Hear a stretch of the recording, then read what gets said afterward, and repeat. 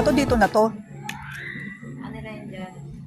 Dyan yan sa... Ah, Hindi nila pwede nakaharangan daw. Dyan daw nila lalagay yan. ito yung kay Dindin. Oh.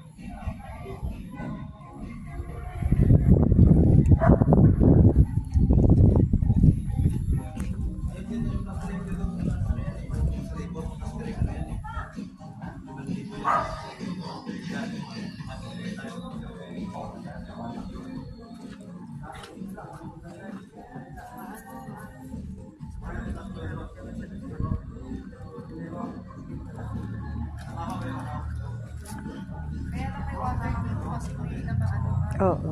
Natanggal yun. Ito, kaya may nakatambak pa dito. Ayan, para dito yan. Para magiging garden ito. So maganda yung store ko dyan, tindahan ko. Yan yung magiging tindahan ko.